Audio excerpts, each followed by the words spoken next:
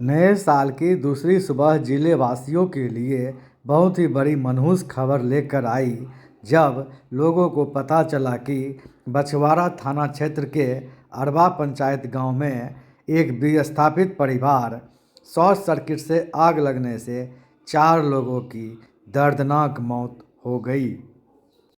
रामकुमार पासवान के परिवार के 4 सदस्य शॉर्ट सर्किट से आग लगने की वजह से घर में ही जलकर मर गए। मृतकों में नीरज पासवान, उनकी पत्नी और 2 छोटे छोटे बच्चे शामिल हैं। जिसने भी यह हृदय विदारक घटना के बारे में सुना, घटनास्थल पर दौड़ते हुए पहुंच गया। घटनास्थल पर लोगों के करुण रुदन से माहौल करुणामय से भर गया। स्थानीय जनप्रतिनिधि समेत सांसद प्रतिनिधि अमरिंदर कुमार अमर, तेघड़ा विधायक सुरेंद्र मेहता समेत तमाम जनप्रतिनिधि घटनास्थल पर पहुंचकर पीड़ित परिवार को तमाम तरह का आश्वासन एवं ढाढ़स बढ़ाया।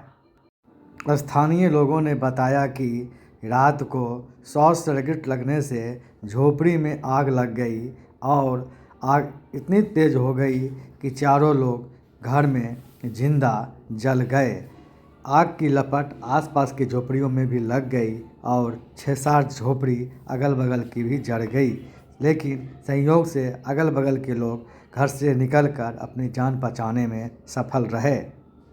आगे देखिए सांसद प्रतिनिधि, तेघड़ा विधायक और राजद के जिलाध्यक्ष क्या बोल रहे हैं।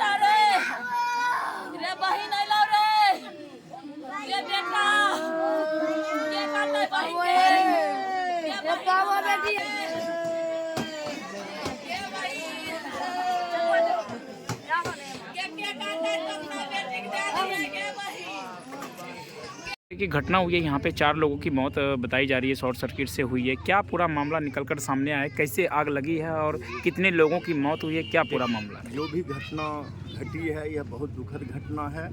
नीरज पासवान, कविता देवी और उनके 2 पुत्र जलकर लवकुश जलकर सोहा हो गया है। इसके लिए हम राष्ट्रीय जनता दल परिवार मर्माहत हैं।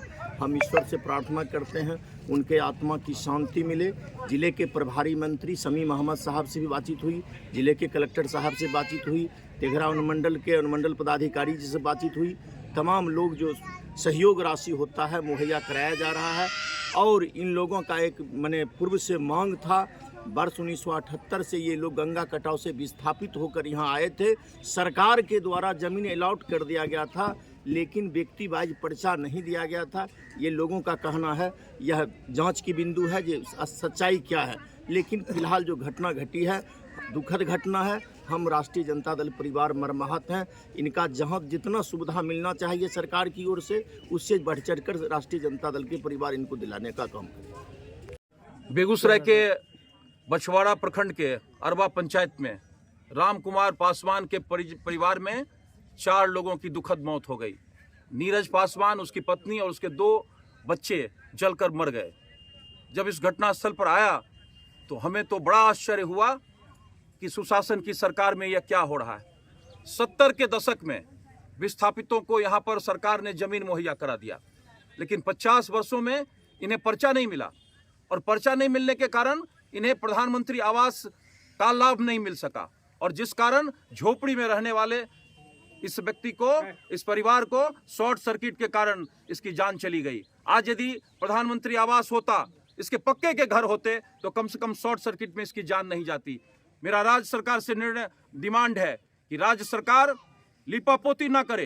राज्य सरकार इसको गंभीरता से ले कि बछवाड़ा से साहेबपुर कमाल तक जिस तरह से विस्थापित को जमीन तो मुहैया करा दिया गया है, लेकिन वो झोपड़ी बनाकर रह रहे हैं, उनको पर्चा नहीं दिया गया है।